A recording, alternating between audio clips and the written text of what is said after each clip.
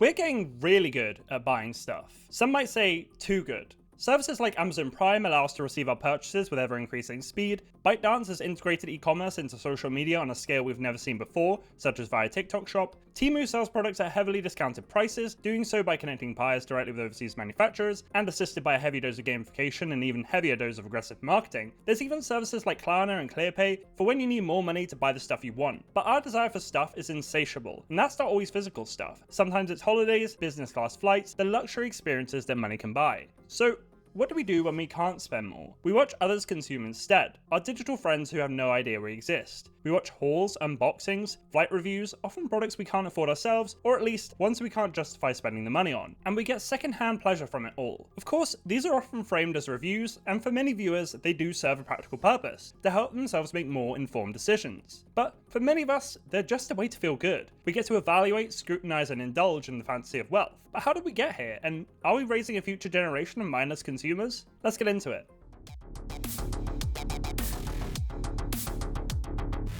You might have heard of conspicuous consumption, buying goods as a means of affirming status, rather than what's practical. As American economist and sociologist Thorstein Veblen describes it, it's a means of reputability to the gentleman of leisure, the performance of leisure-class duties, conspicuous consumption of goods, conspicuous leisure, and ostentatious abstention from productive work, becomes a conventional mark of superior pecuniary achievement.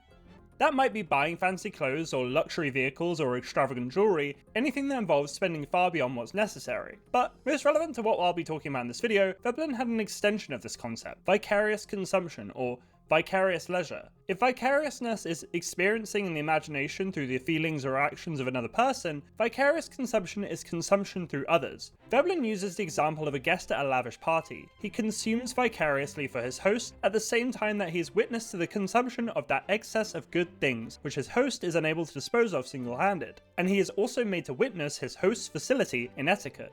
In other words, the guests consume in quantities the host can't buy himself, doing so for the purpose of respectability and reputation. The evidence of wealth serve to impress one's importance on others and to keep their sense of his importance alive and alert. While we're not 19th century aristocrats throwing lavish parties, unless there's a segment of my audience I'm not aware of, many of us do engage in this vicarious consumption, even if our motives and the circumstances are different. Unlike the vicarious consumption described by Veblen, we get pleasure from watching others engage in consumerism, often to the extreme. The wealthy elites described by Veblen have others consume on their behalf because there's only so much they can consume themselves, and only so many people who can witness that consumption at once. But we don't have this extreme wealth ourselves. Unless you actually do, in which case, congratulations. We watch people with more means to fund consumption, and often we are the ones funding their lifestyles through the sponsorships and ad revenue they enjoy. Social media is the primary means through which we engage in this second-hand consumption today, but reality TV was pivotal in the emergence of this practice. One of the first in this niche was Lifestyles of the Rich and Famous, which showed what the title describes, the extravagant lifestyles of the rich and famous. Viewers would be taken on tours of huge estates with massive pools, marble statues, stunning kitchens, helicopters, boats, supercars, as well as following them around as they mingled with their rich, famous friends. Viewers clearly enjoyed getting a glimpse into these lifestyles as it was successful enough to run from 1984 to 1995. The show confirmed our desire to gawk at others' wealth and how they choose to spend it, and MTV Cribs would follow in that legacy, showcasing celebrities' extravagant homes,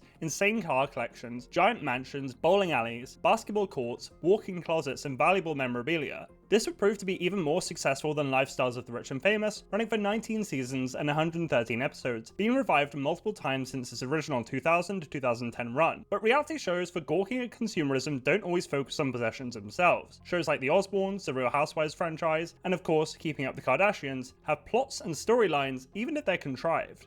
But the luxurious lifestyles featured in them are an equally important part of their attraction, with fancy restaurants, designer shopping, opulent mansions, and lavish getaways all being popular context for scenes to take place in. If an intense, important conversation is happening, it's necessary to take place in a Michelin-starred restaurant or in front of the marble counters of an LA mansion, maybe with some expensive-looking art in the background. If a romantic entanglement is taking place, it has to be at a high-end nightclub, or maybe on a mega yacht. This is, of course, vastly different to our own lives. So why do we enjoy this? Well, according to Chris Rojek, author of the 2012 book Fame Attack, it's because the majority in society are obliged to be self-controlled, to be socially prudent, to minimize risks, and to put aside pennies for a rainy day. The image of a frontier existence, conducted on the edge, elevated from ordinary experience, in which the delight of boldness and carefree living are unapologetically stressed and celebrated, is intoxicating. To use a UK-specific example, the vast majority of characters in Made in Chelsea come from wealthy families, with many having aristocratic connections. For many of them, working is optional, and they never have to worry about their livelihoods. They're socialites without serious responsibilities. Made in Chelsea isn't everyone's cup of tea. The characters are often insufferable to the point of comedy, but for many viewers it allows them to escape to a life of mindless, glitzy consumption. And in the current real-world context, who can blame them? Reality TV immerses us in others' lives, and in good reality TV, we forget the cameras are there. We feel we're lurking in the room, a fly on the wall to the drama. We might even have parasocial relationships with the characters. Relationships where we feel we intimately know someone, and yet they have no idea we exist. Based off available data though, the younger generations are watching less TV, instead being drawn towards social video, like YouTube and TikTok. And parasocial relationships with these influencers may even be stronger than the ones formed through reality TV alone. The feeling of this phenomenon of vicarious consumption is stronger, not just because these parasocial relationships are stronger, but because their consumption is more direct, less subtle, often in a way that might be considered tacky. Reality TV scenes may take place in a fancy restaurant or a boutique, and these kinds of displays of wealth are important to reality TV, but consumption is the primary focus of much social media creators' content. And because there aren't really plots or storylines, or at least not in the same way as TV, consumption is the content. MrBeast is the extreme example of this. About half his content revolves around expensive things, either trying them out or destroying them. It has to be acknowledged though that he engages in large-scale acts of charity, but even then, the scale and spectacle of it is part of the attraction, as well as the contrast with his other videos. A less extreme example though is haul videos. This is a very well established genre now. I was surprised to find them on YouTube from as early as 2008, only a few years after the platform first launched. These early ones were primarily focused on makeup and were often hauls from physical malls. Yol. They've come a long way since then, not malls, they're dying. They're much bigger in size, and fast fashion has meant that this hasn't been proportionate to cost. Shein is the prime example of this, with influencers sharing videos of themselves dumping huge bags of products, cheaply produced in questionable conditions. That's not to say other manufacturers are much better. These hauls have sparked debate about wastefulness, environmental impact, working conditions, including some sponsored PR trips, which didn't go so well, but appetite for these hauls has remained largely the same. The appeal of them is incredibly strong after all, especially to those without the means to engage in such lavish spending. While its sample size was relatively small, it analysed the top 20 comments on 17 self-care haul videos, 340 in total, a 2024 study found that commenters mentioned their own struggles with not having enough money to afford self-care products, which is also why the commenters liked watching the haul videos, so they could live vicariously through the YouTuber. Those unable to afford many or any self-care products are only part of the audience though, with the same videos enjoyed by those who can afford products generally, but can't justify buying them in quantities they can't reasonably consume by themselves. But hauls are just one type of vicarious consumption on social media. It can take much more extreme forms, ones that are seemingly more legitimate, but arguably have an even greater environmental impact, such as travel reviews. To be clear, I'm not really talking about travel vloggers, more so creators that make content reviewing flights, hotels, cruises, etc. Flight reviewers, to take one example, film themselves taking flights on various airlines, primarily the more premium offerings such as business class and first class, but sometimes economy, or coach, class too. They scrutinize every aspect of the experience, the quality of food, service, how the seat compares to other airlines and aircraft, drawing attention to the smaller flaws that the average passenger might not notice. The average passenger will probably just be happy to not be in economy. There's also cruise ship reviewers, who operate in a similar vein, going on different cruise lines and cruise ships. There's arguably more variables with these, such as the restaurants, pools, performances, fitness facilities, cabins, queues, crowd, etc. Many of them will try out new cruise ships on first sailing, such as the Icon of the Seas, which had its first sailing this year. It's currently the largest cruise ship in the world, with photos of it drawing a lot of attention on social media, often deriding its gargantuan size. It even stops at Coco Key, the Royal Caribbean cruise operator's private island, crammed with slides and amenities for guests. If you fancy hearing me talk about it with much worse mic quality and editing than this video, I talk about it on the second video I posted on this channel. Viewers get secondhand enjoyment from these experiences, but unlike regular travel vloggers, there's a greater emphasis on the amenities and what's paid for, and generally not much focus on the destinations themselves. This is why, for many viewers, they serve a legitimate purpose, to help people make more informed decisions, which is especially important given the cost. But how many viewers are seriously considering first-class flights, especially the most expensive ones, like on Emirates? These videos pull in hundreds of thousands, if not millions of views, views, and for most, the enjoyment is vicarious, the closest they'll ever get to experiencing the product directly. We put ourselves in the shoes of the reviewer, scrutinizing amenities that we'd be more than happy to experience ourselves if it were financially feasible. But maybe the most extreme vicarious consumption is mansion tours. Enes Yilmaz's is the most popular creator in this space, with his channel clocking in at just under 4 million subscribers and having many of the first results for a search for mansion tour on YouTube. These properties are worth tens of millions of dollars, sometimes even hundreds of millions. These are truly insane properties, requiring levels of wealth impossible to relate to just to maintain the necessary staff for their upkeep, let alone buy the property itself. They're purchased by people with lives far removed from our own, of a size and extravagance almost beyond belief, far eclipsing most of the homes shown on MTV Cribs.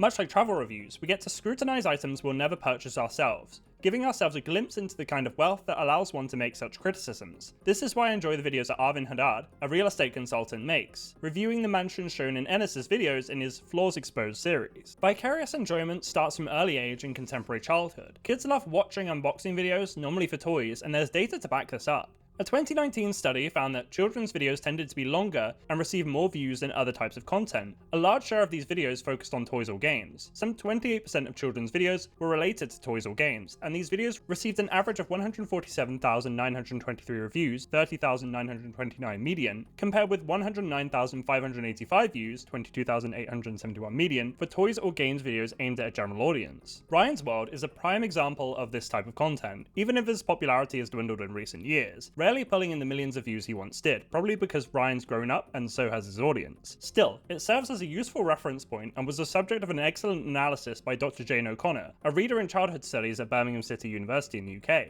In it, she says that child-produced content on YouTube Kids is different from the reality of childhood as a lived experience for the vast majority of children. It is, in a sense, a curated version of real life, shinier and more fun. Ryan's World encapsulates this through his constant receiving and unboxing of new toys, usually something that only happens on birthdays and special celebration days for most children. Ryan never has to share or play with old, hand-me-down or tatty toys. His parents and siblings are always in a good mood and focused on having child-centered fun. To children, Ryan's World and similar creators represent an ideal life, one they wish they had themselves. They may be jealous of this life, but they also feel he's their friend, experiencing the same kind of parasocial relationships adults do. Unlike us though, they understand the content they consume even less. Firstly, kids don't know where the toys in the videos come from. There was some confusion among the children as to where Ryan got his toys from, with none of the children showing understanding that the toy companies give Ryan the toys for free so he can market them on his channel. They don't understand the ulterior motive of the toys chosen, and according to raisingchildren.net.au, children as old as 13 often can't recognise sponsored placements. If this is the case, what hope do younger audiences of channels like Ryan's World have? Although, adults aren't great at this either, often being unable to distinguish online sponsored content themselves. As well as not understanding the reason for the toys reviewed, kids don't understand the algorithms that choose to suggest videos. As expected, the young children in our study were unaware of the sophisticated algorithmic mechanisms underpinning their choice on YouTube Kids, and assumed complete agency in what they chose to watch. One 5-year-old explained that he chooses what to watch in my brain and then I can choose at the bottom, and another said, I'm trying to find something that looks good. Many, maybe most, children may be content to vicariously enjoy consumerism in this way, but as early as 1978, we knew TV makes kids more materialistic. It's difficult to imagine today's unboxing content making kids less materialistic than then. We spend our disposable income on stuff and experiences, and because we only have so much money, we have to consume vicariously too. We'll probably never buy mega mansions or fly first class, or regularly do massive clothes hauls. We might only stay in 5-star hotels a few times in our lives. We don't catch up with friends at Michelin-starred restaurants or leisurely browse luxury boutiques while others work their 9-to-5s. We're more likely to watch them after getting home from 9-to-5s or more grueling hours. And this content is all the more potent because of our parasocial relationships. Unlike the lifestyles of the rich and famous, we believe we have a connection, that we have things in common with these people we see on social media, even if rationally we know this isn't true. For some, this content is aspirational, motivational, but for most it isn't, not in a meaningful sense anyway. It's a means of gawking, slack-jawed at the shiny, beautiful people pissing money away. But let's spare the kids from it, yeah? Oh, won't somebody please think of the children? Thanks for watching. What do you think about this kind of vicarious consumption that's become so common? Is it a good thing, maybe because it makes us aspirational, or is it entrenching and worsening our materialistic culture? Share your thoughts in the comments below, and smash those like and subscribe buttons. I release a new video every couple of weeks. See you soon.